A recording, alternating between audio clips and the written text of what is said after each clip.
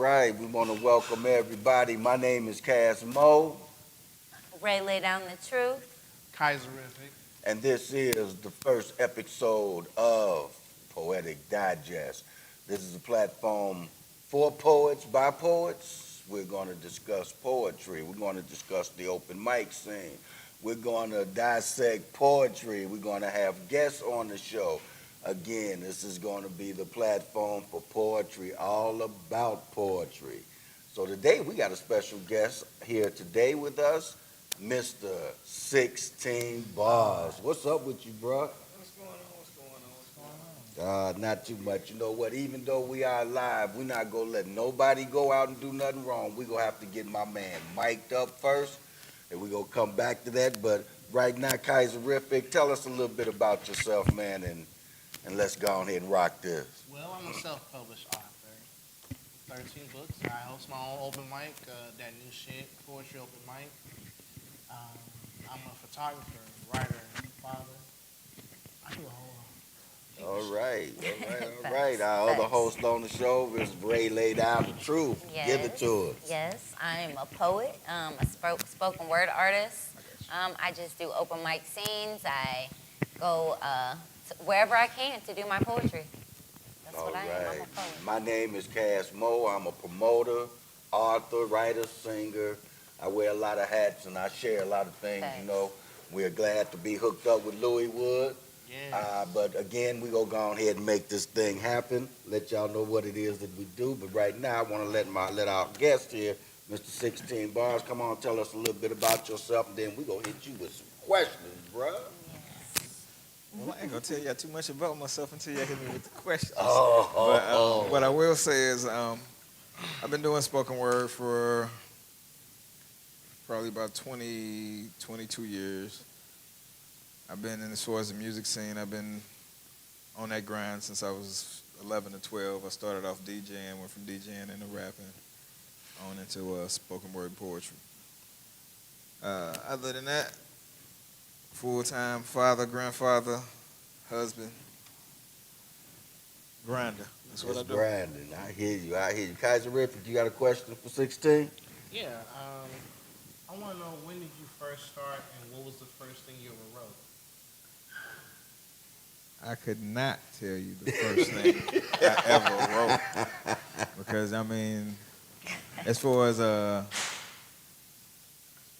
what they would say would be a signature piece of mine would be stressing as far as on the spoken word scene. That would be the first piece that I'd say that everybody would be in tune to, that really knows, who's been in the game as long as I have.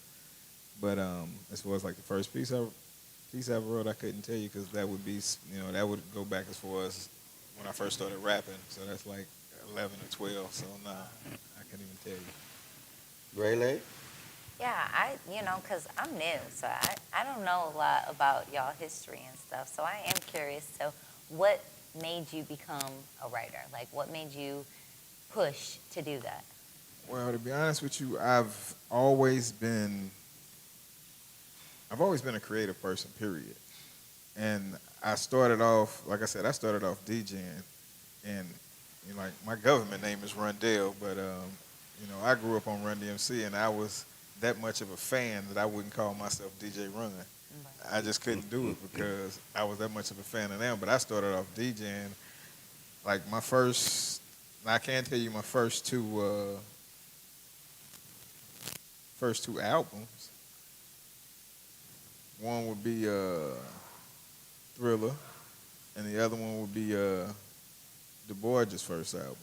And then as far as like when it came to hip hop, my first two albums were Houdini's first album and Run DMC's first album. Those were my first two albums. And I used to take me and my brother would take I had just a turntable stereo, play part of the song, stop it, record, stop, record, and we mix it like that. And that's how it all started.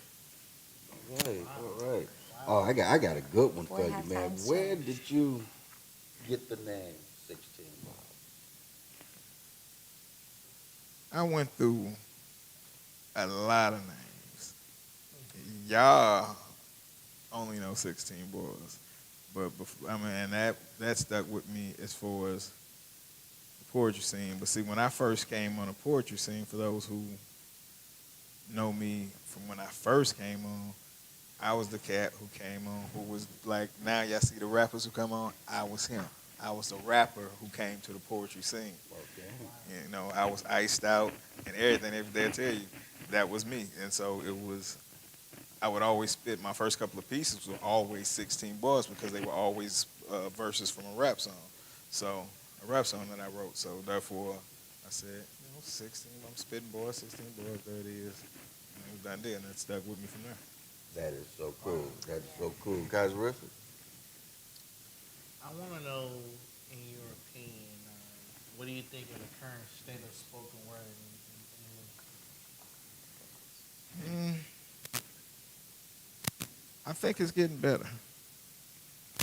At one point, I felt that it was going stagnant and oversaturated. But, because there's a lot of egos out there, and a lot of people let their egos get in the way of the true purpose of what it is. And that's to spread the word and, hopefully heal somebody or give somebody hope. So now I'm seeing like Rayleigh, T-Spirit, they give me hope when I see them spit because I know what they doing it for versus you see these cats coming out here, I'm this, I'm that. I don't care about that. I never have. It's just, if I, like I told you, even with the U Awards, I ain't told nobody to vote for me, and I'm not, because that's not, what I'm saying? I like to be doing that, but that's not what, that's not my purpose, whether I win or lose. I don't care. I just don't. What I'm saying? I'm here, I know my purpose. And I tell people all the time, if you're a true poet, then you're a prophet, so you should know that. And that's what you should be spitting for. Wow. Rayleigh? Yeah, man. Wow. Yeah. I agree with all of that. There's a whole purpose behind poetry. And if you got a stage, use it. And you definitely do that. What was the turning point in your writing? Like where you quit writing about, street stuff and you wanted to start teaching and prophesizing and I teach through the streets. well, absolutely. Because one thing about me, I know that I can pull in an audience that I know some can't because I can relate to the street. And So you always wrote about the street? That's where I'm from. I mean, I'm not finna, I write about everything. I'm learning, yes. But my purpose is to show those who don't think there's another way, that there's another way. Simple as that. That's what I was getting at, yes. All right. Now, see, I got a question for you, bro. Can you explain to us, because I do believe that there is a difference between every poet's writing skills and the way that they write. Can you explain to me the difference between a messenger and a storyteller? You got the good Yeah, question. it's a messenger can be a storyteller. Yeah. Now the question is, can a storyteller be a messenger? That's great. Because, what I'm saying, as far as being a messenger, you're coming across with a message. Now, how you deliver that message is clearly up to you. Do you want to deliver that message in just a back and forth one-on-one, or do you want to deliver that message in the form of a story? So that's, to me, in a sense, they pretty much one and the same. Now, if you'd have asked me the difference between a poet and a spoken word artist, It was coming. It was coming. then So go ahead and give us your spill on a spoken word artist I'll tell you and this. a poet. A poet can be a spoken word artist, but some aren't. The difference between a spoken word artist comes to perform. You're performing a piece. You're giving that energy. Now, you got some poets who can read it and give you the energy, but it's not a performance. Performance is interacting with the crowd, that type of deal. That's what I consider a spoken word artist. versus a poet. There's nothing wrong with being either one, in my opinion, but that's what I see as the difference. So a poet reads, recites, Not necessarily. and a spoken word artist performs. I mean, the poet doesn't necessarily have to read it, but on the end of being a spoken word artist, a spoken word artist is going to perform. He's going to give you theatrics. He's going to give you a lot more. Damn, like I prefer not to use a mic and be able to move about. If I am mic'd up, I mean, it was a time when I had my own personal mic and everything I brought with me. You know what I'm saying? So I could move and move the crowd and work the crowd. That's where I was with it. But it ain't that big of a difference in it, because there's some poets out here who write. Because I don't know if y'all will remember, cause Griffith might know about when Dana used to have her, Dana Owens used to have her writing labs. Yeah. I mean Dana Kelly, I'm sorry. Used to have her writing labs. And like, dude, they hit the button, you got 2 minutes, but you got cats like Sir Irvin. Dude, in 2 minutes, Sir Irvin would have wrote about a paragraph and a half or 2 paragraphs. Just like, I mean, that's just what he's that type of writer. You know, I consider him a spoken word artist, poet, director, stage play. I mean, the dude is, he's phenomenal. All right. Well, you got anything you want to share with us today? Since you didn't get to what I asked you, you know you probably got something you want to throw at us so we can dissect it. I'm just gonna get it to you. It's called I Used to Love Her, hip hop. I used to love her. You see, I used to love her even though I shared her with others. I would always hit her raw, no rubber. And when I used to rub her with my needle deep in the groove, she would move and she would transform as I touched her crossfader, because her and I used to blend at the perfect pitch. No matter the song, I was her Cuba Gooding Jr. and she my Nina Long, but I can't lie. The boys in the hood wouldn't leave her alone, but she liked the attention. You see, she attracting the mainstream now, no more penny pinching. Because now she can have whatever she likes. And see, that's just the tip of the iceberg slim, burying her naked soul. Mama's black widow playing the game for keeps, because ain't no pension in this. They say you just try to avoid the big poppers that are Tupac. You're leaving you in a big pond of blood, taking life's biggest L's as cars ride by with the booming systems, paint glistening. She's jingling, baby, beating out the trunk, knocking pictures off the wall. But she's all about the Melly Mel now, missing the message and the music in it all. She no longer moves the crowd unless there's money involved.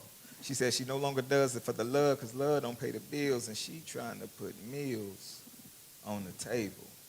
Even if it means selling her mind, body, and soul to go diamond, platinum, or gold. I used to love her, hip-hop. All right. Well, I tell y'all what, we gonna come back and we gonna dissect this piece. But right now, what we gonna do is we gonna pay some bills. Okay. Right now.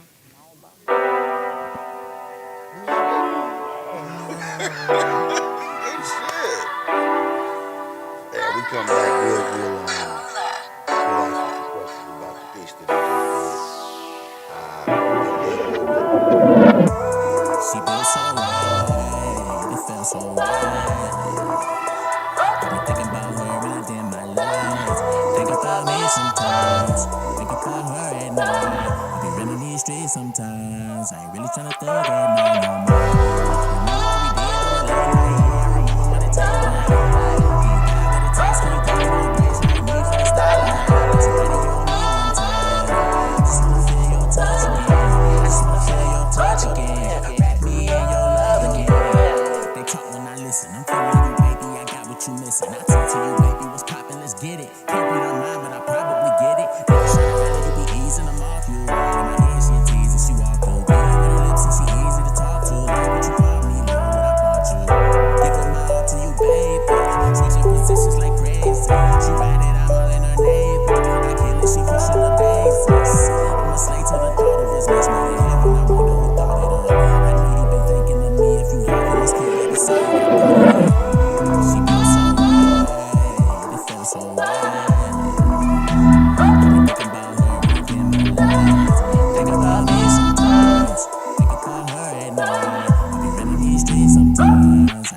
tryna thug at night no more. Remember what we did on the late night, yeah, I really wanna take my life. You got what it takes, can you got no bridge like me for the starlight. So baby, you on me one time. Just wanna feel your touch again. I just wanna feel your touch again. Me and your love again. Wrap me again in your love, I be needing that feeling, baby, you different. Need me to your sexual healing, pay me a visit. I'm real, I can't switch it. She down, I'm a witness. They all in our business. Lady ain't working hard like fitness. I'm glad that we met. I spent some nights with her, we never slept. She never asking me what's the next step. She only asked me to fill up her dress. She know I smack it and rub it and lick it before I start beating it down. She know that when I get done that her legs will be lazy, so ain't no more leaving my house. She feels so right, it feels so right. Think about her in my life. Think about me sometimes. Think about her at night. I be running these streets sometimes. I ain't really tryna thug at night no more. Remember what we did on the late night, yeah, I really wanna take my life. You got what it takes, can you got no bridge like me for the starlight. So baby, you on me one time. Just wanna feel your touch again. I just wanna feel your touch again. Me and your love again. Remember what we did on the late night, yeah, I really wanna take my life. You got what it takes, can you got no bridge like me for the starlight. So baby, you on me one time. Just wanna feel your touch again. I just wanna feel your touch again. Me and your love again.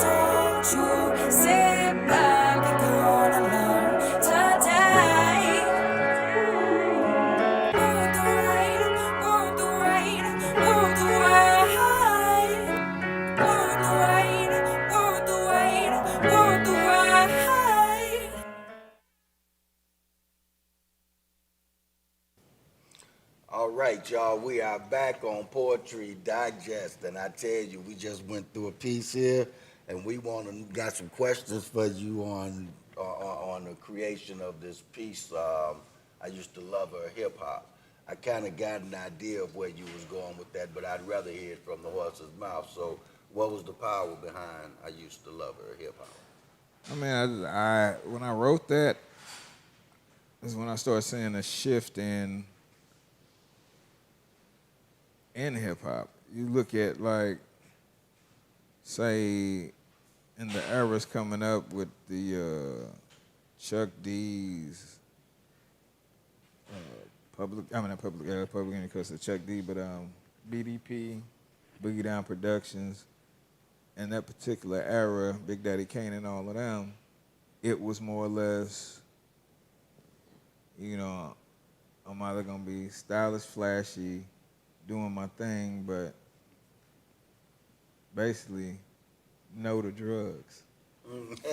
And now it's like they pill popping zombies. Like I gotta have it.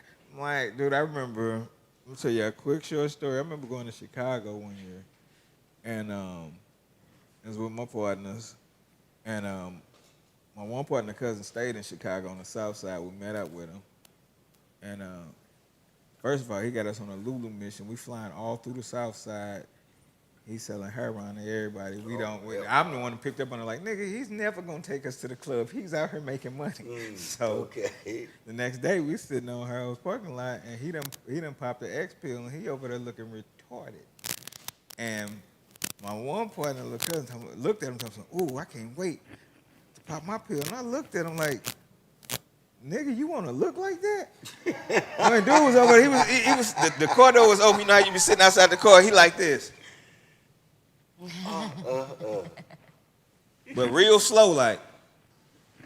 And he like, I can't wait to pop my pill. I'm looking like, nigga, the game done changed a lot. You know what I'm saying?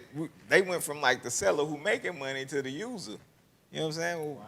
you know what I'm saying? Leave them both alone, but damn. You know what I'm saying? And now it's really glorified. So that was pretty much what the piece was about. Like, I remember how it used to be. I made a lot of reference in there. Like when I started it, I said I shared her with others, which meant, you know, I'm sharing her with everybody. Right. But I would always hit her raw, no rubber, because I love the rawness of it. But of course, with my needle deep in the groove, as she would move, as I touched the crossfader, you know, I'm talking about mixing and scratching. And I said, her and I used to blend at the perfect pitch, no matter the song. I was a Cuba Gooding Jr., she my Nina Long. Then, of course, how I reference back out to the world is, but the boys in the hood wouldn't leave alone. Of course, you know, Nina Long, Cuba Gooding Jr., boys in the hood. The boys in the world wouldn't leave alone. When I said, I can't lie, I think she liked the attention. She attracted the mainstream now. That's when the pop hour started coming in. No more penny pinching. You know what I'm saying? Right. She can have whatever she likes. That's just the tip. Right. The Iceberg Slim, in Iceberg Slim's book, Burying Her Naked Soul, Mama's Black Widow. That's Iceberg Slim, but playing the game for keeps, but ain't no pension in this. You know what I'm saying? Ain't no pension in the rap game. You got to get it and save your money. And then, of course, from there, I like to play with words, so she said, you just try to avoid the big poppers that'll Tupac you, that'll pop you, right, leaving you in a big pond of blood, taking life's big L. Big L was a big rapper out of New York, but that ain't Cool J in reference to that. I'm talking about Big L. Right. Now I'm talking about Cool J, but that ain't Cool J. It's cars right by with the booming systems, paint glistening. She's jingling, baby, beating down the block, knocking pictures off the wall. Those are all references to hip-hop songs. Right. But then when I carry on from that, knocking pictures off the wall, but she's all about the Melly Mel now, missing the message and the music in it all. Melly Mel, of course, Money Melly Mel, of course, the first rapper in the song was The Message. Absolutely. Message in it all. She no longer moves the crowd, Eric B. and Rakim, unless there's money involved. She says she no longer does it for the love because love don't pay the bills, and she's trying to put meals or food, meals on the table. Right. Even if it means selling a mind, body, or soul to go diamond, platinum, or gold. You know what I'm saying? And that's the the sellout of the game. Good shit. Questions, panel? I'm gonna face first is interesting. I like how you pay homage to those guys like that. You know, they work hard, and it helps your craft as well. Well, see, the thing about that is, when people speak about writing styles, I try to tell a story, and even if you don't catch the references, you can still catch the story. Like if I say it's all about the Melly Mel now, a lot of people ain't gonna catch the fact that I'm talking about Melly Mel. They just gonna think money. Right. Missing the message in music, and not even catching the whole fact that the message was the first rap song. You know what I'm saying? didn't know that. I That would've type of caught deal. that, yeah. Yeah, I mean, you're not gonna catch it unless you got to be a hip hop head. Yeah, got to be. You got to be into the craft to one, pay homage to those who came before you. Like I said, I was a DJ first, so I'm talking, dog. I'm gonna tell you, this is how much I was into music. I was willing to die for hip hop. They had a radio station. It was 88.1. It was a college station, but you couldn't get it unless you had a real good antenna. And at this time, cable that came out, so you really weren't using TV antennas. But in my garage, in my parents' garage, was an antenna at the top of the garage. So my room was in the basement. I went up in the living room, went behind the couch and drilled a hole in the wood floor, ran a wire clean up through the floor, back out into the garage, ran a mug up the side of the garage to the antenna just so I could catch the station. If they'd ever find out, dude, y'all wouldn't be talking to me right now, for real. But that's how much I loved it. All right. Ray, you got a question for? Yeah, he didn't get his. Okay, my bad. So we're gonna switch up the question on it. Do you feel you see jealousy in the community? Yeah. I mean, I've seen it. I mean, right now, I won't say it's not there, but I don't see it because I'm not really looking for it, I should say. Dude, my life is so hectic outside of poetry, my grind. Like I told you, first, I'm a father, a husband, grandfather, first foremost, for anything else. So, I got family to take care of, plus get after my hopes and dreams, period. So, that's me. But yeah, it's out there, but I don't, like I said, I don't chime in on it as much anymore. Only thing I will say is if I see it, then I'm going to address it. Because that's me when it comes to the poetry game in St. Louis. I love it to the point that I'm not going to let anybody just shit on it and I see it happening. Right. That's love. Respect, yes, for sure. That's love. Ray? Yeah. I wanted to ask you, like, how many times do you think that when you write, it is a message or, like, a gift that's given to you that you're giving to somebody else? Like, give me a roundabout average. I really can't give you an average on that because it just depends. I would almost say all the time because unless I'm writing a piece with a specific purpose in mind, say if it's, like I remember like when I wrote I can't remember who it was, I think her name was Erica. When I wrote a piece, the piece Freak, I didn't have any erotic poetry whatsoever. And she was like, why don't you have any erotic poetry? I'm like, that's not, it's not necessarily my lane. It's not that I can't write it. It's just not what I choose to write about. Right. So, of course, I wrote the piece Freak. So, you know what I'm saying?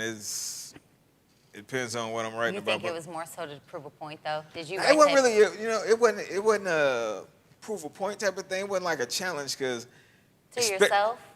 Not even to myself, No. because I knew I could do it before Right. before she even said anything. Yeah. And at that particular era in the poetry community, it was so much love that it was just ridiculous. I'm talking, we would sit at Legacy at 2, 3, 4 in the morning, just talking totally after the fact. It was that, the type of love and that type of scene. So, I heard all the stories about open mic on Friday Night Legacy. Man. Sitting back and writing, people performing, and just like. I'm gonna tell you like this. They had a little band. It was Tracy. What's Tracy last name? Mitchell. Tracy Mitchell, Floyd Boykins, and David Ann Jackson. You talking about just dope.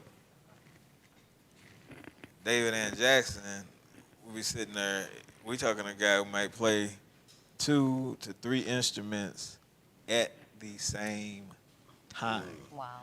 I mean, he'd be barefoot, Yeah. playing the keyboard with his toes, Wow.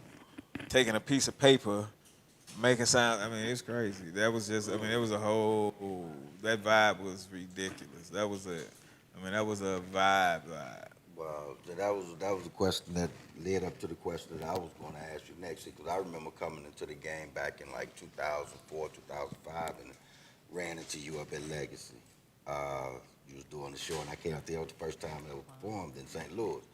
But my question is, because I'd seen you had like stepped away from it and wasn't doing anything, what brought 16 bars back to the open mic? Well, at one point, it was focused on me, focused on other aspects of my life. So it wasn't, I guess you could say I stepped away, but I didn't step away. I was just working in other areas. I would step out every now and then, step onto the scene. I never really left the scene. It was one year, I can't remember what year it was, but it was one year in particular where only thing I went to, which was extremely odd for me, I only think I went to Legacy. I take it back, it was 2 years. I only went to Legacy like once or twice each of those years, but I went because I knew I had to pay homage to Legacy. But when I stepped off for that particular time, it was basically just to do me, just to get my affairs in order, doing what I needed to do, work on family, whatever it was at the time that I needed to work on. So what brought you back then? I never left. I'm saying I never left. It was just, I worked on me now, you know what I'm saying? I'm moving back around, back into the game. But, you know what I'm saying, I guess you could say during that period, now that you mention that, now that I'm actually, really focusing on it, trying to look back and see what were the changes. One thing I say that really changed is after I lost my parents, I kind of went into a shell for a second. So Okay. that might have been more or less, part of it than anything. Do you feel that, we both lost our moms, Beef and Cass? Do you feel like that their losses affected the way you look at life or how you look? Hell yeah. Oh, yeah. I mean, that's a no-brainer, dog. I mean, my thing was, I've always been a go-getter. I seldom ask anybody for anything. I try to get it myself first by any means necessary. And once you lose your parents, you lose that back that I got, that one person I can call on. You know what I'm saying? If anything, now I know, you know what I'm saying, my thing is, I got family that depend on me, my wife, my grandkids, my daughter, my son, whatever, they depend on me. So I know that I gotta get it. If I don't get it, it don't get got. That's a whole different animal, dog. Versus like, how you say you Mr. I don't give a fuck? Dude, I'm Mr. You can't come to me with no bullshit. Cause my thing is, I'm gonna be dead honest. I'm at the point now in my life where it's fuck your story. Because my motherfuckers come with stories, but they don't come with the grind and get behind it. I'm in need. Motherfucker, I'm in need. If I don't go out here and get it, I'm gonna be looking just like you. But the difference between me and you is I get off my ass and I go get it. Exactly. You know what I'm saying? You can't just, like, I had a partner I went to school with, grew up with, and I see him on the exit ramp. out there begging for change. And my one partner was like, you know, I give him a little change. I don't give him shit. Why? I said, because he was afforded the same opportunities we both were afforded. He took the route he took. You know what I'm saying? I don't wish no bad on him, but I'm not finna put money in your hand and watch you go buy dope with it. I ain't finna do it. You know what I'm saying? I got bills, bro. And I'm taking care of family first. And anybody tell you, I'm quick to help anybody in need if they need it. But I'm not finna sit up here. If I can see you come out here every day and panhandle and beg, you get some type of job somewhere, bro. Exactly. That's all it is. Yeah. I'm glad you brought up bills because we're going to take a couple more minutes. Yeah. And we're going to pay some, y'all. We'll be right back with more of Poetic Digest. Let's pay some bills. Bills. Fucking bills. They say fuck them kids, they say fuck them bills, right? I say fuck them bills. All right, y'all. All right, we are back. We've been sitting up here discussing pieces and the poetry set and what's been going on, and we got a little segment that we're gonna try to do here on the show. Because I feel that if you are a poet, you should be able to read another poet's works and appreciate. You know, so we got 3 books at the table, 3 poets. We're going to start with Kaiser Griffith. Kaiser Griffith is going to choose a piece out of a book of one of the poets that he chose the book from, and we're going to discuss it starting with our guest, 16 bars. So Kaiser Griffith, you are on.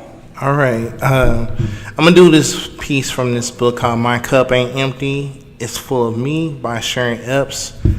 And the piece is called Black Man's. Called what again? Black Man's. Black Man's? Mm-hmm. Okay. See you walking, see you talking, black brothers playing on a working day. See you scheming, see you dreaming while you wasting your life away. Heard you calling, saw you falling into a bottomless black man's hell. Trying to get to that bacon, now they taking you to that overcrowded black man's jail. Lost your freedom trying to beat them. Now you're in jail, don't lose your life. I'ma pray with your mothers, your sons, and your brothers so they won't have your black man's strife. Okay. And who's the author of that book? This is by Sharon Epps. She's right out of North Chicago. All right. 16, what you think of that piece? Oh, I like the piece. It was, a very powerful piece. Okay. I mean, it's definitely talking about the black man's struggle, and you know, ding, ding, ding. Me being a black man, I can, totally feel it. Right. Right, so my question is, was there a message in that, or was she telling the story? Both. She's telling the story about the black man, and the message in that is watch yourself. Watch yourself. Watch yourself, yes. That's all right. Yeah, that is a book of a good friend of mine named Sharon Epps out of North Chicago. I hope she's watching. One day we're going to get you to call in, Sharon. But again, that's Sharon Epps, North Chicago. Great job, Kaiser Griffith. Thank Rayleigh, you. who Thank you you. got? I got T-Spirit. T-Spirit. And I can say I know her personally, and she is amazing. She got this book right here, Some Things Must Be Heard. I said what I said. Yes, Okay? sir. And there's power all in that right there in itself. This piece that I got is called Reminder. I am not broken. I am whole, healed. The wounds have been sealed. Empty rooms have been filled. The force field that surrounds me grounds me, bounds me to the best parts of me, starting with the godly heart in me. I am power. I attract what is mine and devour anything that does not feed my soul. I am bold and I owe no explanations about it. I don't doubt me no more. I settled them scores, mended the sores, I soar through clouds. I only choose to come down to swoop my people up to come with me. I have the strength to lift them. I am gifted, efficient, effective. My presence is precious, just like my time. If I choose to divide mine, enjoy it. You just got rewarded. I adore me more me. Open the door, you can explore all of me, because I am open, knowing, not hoping, believing and not perceiving, so I proceed to be what I need to be, to me and through me. I am true to me. truly authentic, eccentric, eclectic, expects a jolt of electricity when you step in my vicinity.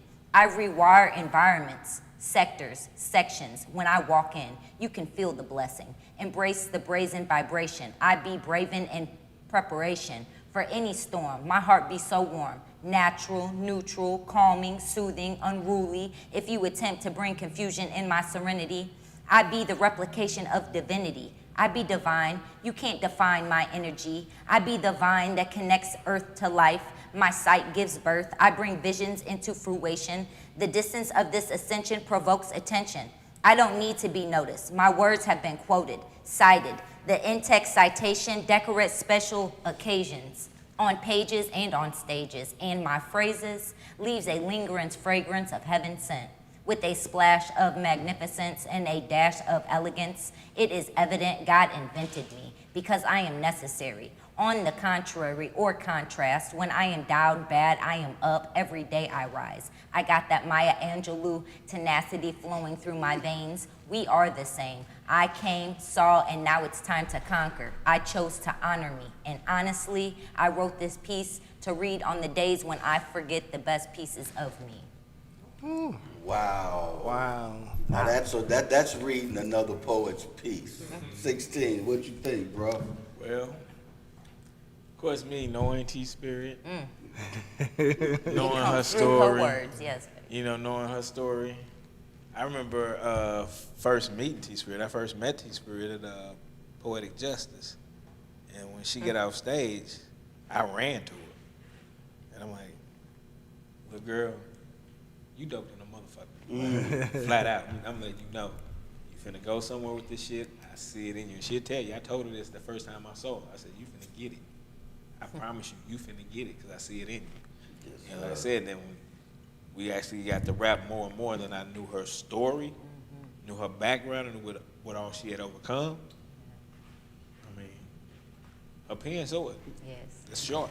There it is. Yeah, it is. There it is, and I can say this: the piece was done well. You did a damn good job reading her piece. Yeah, you Hey, he did better than Chris. You Had to do that. did a hell of a job You know, doing that I don't piece, give a and fuck, A really. lot of people don't understand that when you write, when poets putting a piece together, I'm gonna say this as a man, it's like a woman's body. You start with the head, and that's the beginning of your story. Then you work on the body, which is gonna give you an idea of what the poem's gonna be by. Then you go down to the legs, that's gonna get to the feet, that's gonna lead you to the end of that piece. I always start at the feet. You said you started at the feet and worked your way up. Yeah, that's some 16 bars shit there. Wow. So again, that was a perfect piece that you picked too, and you caught the flow and you went through it. And like I say, it takes a poet to read a piece and be able to feel and recite that piece the way that you feel it. Cause a lot of people got a misunderstanding about poets. Poetry don't have to rhyme. No. To be poetry. No. Okay, poetry don't have to rhyme to be poetry. All it has to do is flow. That's just that. That's that whole. You have to write this way. Right. You have to write that way. And there's no right or wrong way to do poetry. No, it ain't. So I got the privilege. I got the privilege of reading a book from this guy that I know. I don't like him that much, but his name is Griffith. Y'all better quit. Oh, I heard it. You heard of that dude? Yeah, I'm not real fond. I don't of give him. a fuck. That's Mr. I really don't give a fuck. You know who that is? I don't figured give a I'd fuck. try to read a piece from one of his books, but this is one of his pieces. It's called "Falling in Love." Boo. Oh wow. You know what? Gotta mess with it. It's best to be up to it. Okay, this piece is called "Falling in Love." Falling in love with you makes me high. Being in love with you. And not being in love with you sometimes make me sigh. Got me feeling in love over and over, sending my love for you into a deep cover. Being in love with you makes me look at life so new. I never knew anyone like you, which you were made especially for me only. Spending all those nights together, calling you my baby. There's no one like you that makes me blush and smile the way that you do. God's answered my prayers and the day I laid eyes on you. Every time I dream of you. You make every last one of my dreams come true. And as I think of you, I forget all the terrible things in my life because I live in a world where there's one truly special young woman, and that's you. Got me falling in love, got me deeply in love. I am seriously in love, so seriously in love with you. That's the piece. I had to be about 15 years old when I wrote that. It was about Vaseline. Oh no. I can't stand you. I gotta go back and check out the body of that boy. Hold up, did you say Vaseline? Wait, right. He was just trying to get a grip on life. That's all. Oh. I can't stand you. Literally. Oh wow. So, I don't give a fuck. I really don't give a fuck. so So you was like 15 when you wrote that, for real? Mm-hmm. Wow. You was writing about some serious love. Boy. I wanted what other people had. Yeah. Vaseline. The hell with you, man. you wasn't. Hey. I wasn't buy no Vaseline. Thank you. So again, this is one of the concepts that we really want to have on this show, is that we got poets in Missouri, we got poets in Kansas City. We got poets in Illinois, Chicago, that actually are authors and have books, okay? And we're going to put it out there. We're going to be showing y'all these people books. We're going to be reading pieces from their books so that we can help them, so we can get them out there so you can see. We're actually going to be building a library. We need, if you're a poet and you're an author, you need to go ahead, down the line here, we're going to make sure that you have the address to where we are, and you can mail us a copy of your book so we can put it in our library, so that we can That's pull dope. it down and read your works, and maybe even have you call in and discuss and talk to you about your works and get your book sold. That's what we want to do. Now, that's not the only thing that Poetic Digest is going to do here, and I'm so glad that we're going to get to this piece, because we're also going to be dissecting the open mic scene. Yes, please. Okay, we got a lot of open mic poetry shows that go on. I have some questions that I want to run to see, because I know for a fact that 16 was once the host of his own show. Okay, well, I know that 16 once was on a show. Okay. Either he was hosting it, in charge of it, something, he had something to do with you the might show. be thinking about Got Lyrics. Everybody thought that I was Poetic Got Lyrics, but what it was Mocha Latte, she has an energy about herself. And I ran with her with that show. You know, I didn't miss a show in, like, I want to say it was 2 or 3 years. I never missed a show, so everybody assumed that it was our show, but it wasn't our show. It was her show, and I just believed in her vision, and I rocked with her from that point. So that might be what you're talking about, but other than that, nah. All That's right, dope well, anyway. It was somewhere Yeah. in that area, Yeah. but it still led up to this right here. We at the show want to discuss some things that I know that I see going on out in the open mic community, and I want to get your opinion on it, since you've been in the game just about as long as I have, and I've noticed these things happening. And one of them has to do with ethics that I think open mics should have, in the way that they're being, slaughtered, actually, these ethics things. And one of them is the list. The open mic list ethics. Should there be ethics on that list? If you sign up for an open mic and you put your name in a certain slot, should you be called at that slot, or is it ethically correct at your show to skip over people so that your friends could go up and they play? Now, as far as playing favoritism, shouldn't be done. Now, as far as being an MC and directing a show, being the massive ceremonies, and you're feeling the crowd, you say if you got so many poets / singers, comedians, you want to keep bringing up comedian after comedian, poet after poet. However, if you got, like I said, you're master ceremonies, you see what's moving the crowd, you do the show accordingly. But I would never, let's say if I was being a master ceremony and I was like, well, I don't want to bring you up right now because I just had I just had an R&B singer, let me bring this comic up. I'm not going to push you 8-9 people down. You're just going to be the next day. If you were a comic and I left you off for that particular time because I wanted another poet up, you will be that next comic up, period. You're just getting pushed around because I want the show to flow a certain way. That's one thing, but it's a whole nother thing when, like you said, when you're letting your friends go before somebody who signed up on an open mic list, then that's some bullshit. But that's per se an open mic list versus a show. But even There you go. That's what I. But even so, some poetry open mics are somewhat a show.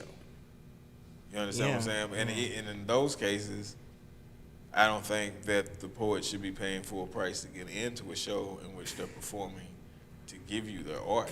Now, like I remember Mocha, like I said, Mocha used to do it where it was only like $5 to get in, period, and I think the poets spend like $3 or $2 to perform or something like that. Which been but that was a whole different vibe, whole different scene. I tried doing the same thing. Kaiser, if you got something? If there was ever a show that you wanted to go back and do, which one would it be in your lifetime? A particular show or a particular open mic? It don't matter.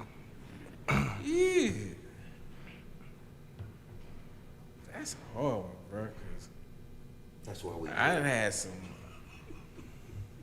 some amazing out of town shows. Like I've done. And even though you clown on me, I will give you your props that you put on a show.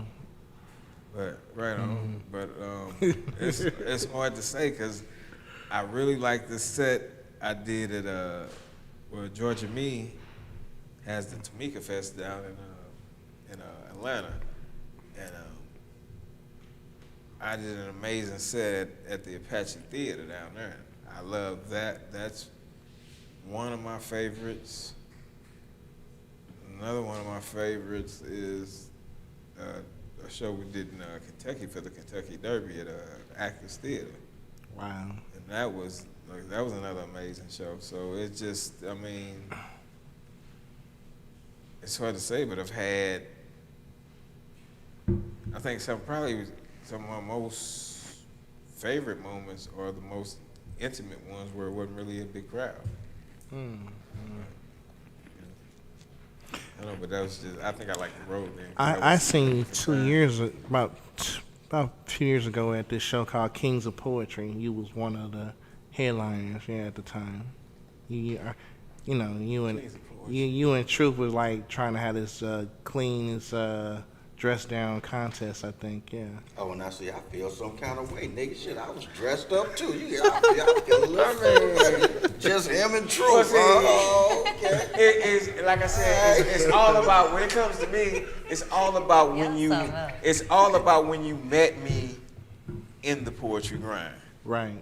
Because if you met me in the very beginning, I was iced out. I ain't wore earrings in 12, 13 years. I have more earrings. I used to be iced out. I was the iced out rapper coming to the poetry shows. Then probably around the time Kaiser seen me, I was vest, sweaters, bow ties. Sometimes you wear them shorts, the t-shirt, big t-shirts, and you have a towel with you because you will always be hot, and you switch it up. That was there. Like I said, it depends on when you. Like I said, it depends on when you met me again. But now I'm so laid back now that I really don't. It's like I dress when I got time to dress because I've always had this motto about me as far as being a hustler and a grinder. Like I could have on something nice, but if somebody approached me with a job that I got to get dirty, I'm looking at what I got on like.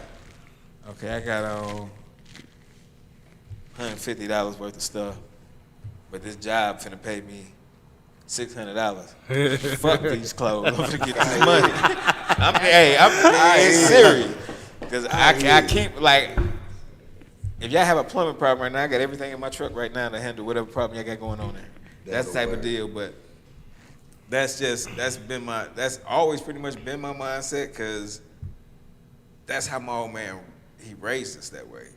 It was, you know what I'm saying, my father, only reason I got my first car, they were like, hey, about you, I came from a well-off family, but I got my first car due to the fact that both my parents my mother had just got a brand new 9.8, my father had a brand new Blazer, and I was just a teenager at the time, and the insurance was fucking stupid for, you know, because it had been full coverage on both cars.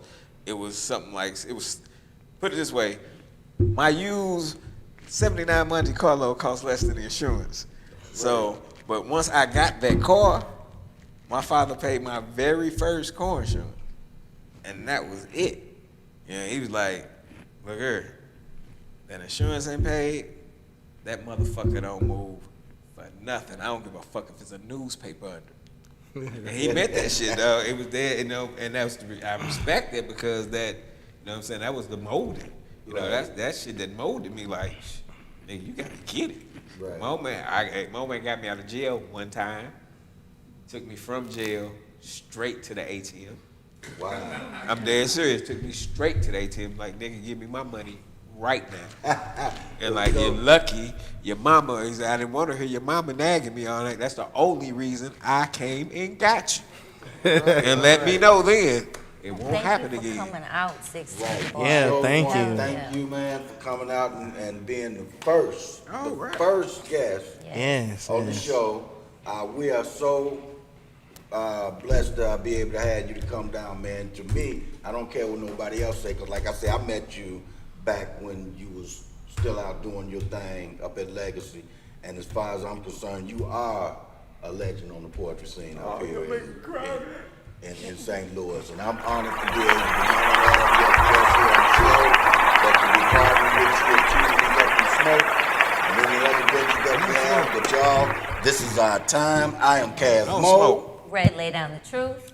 Kaiserific. And this is Poetic Poetic Digest. Digest.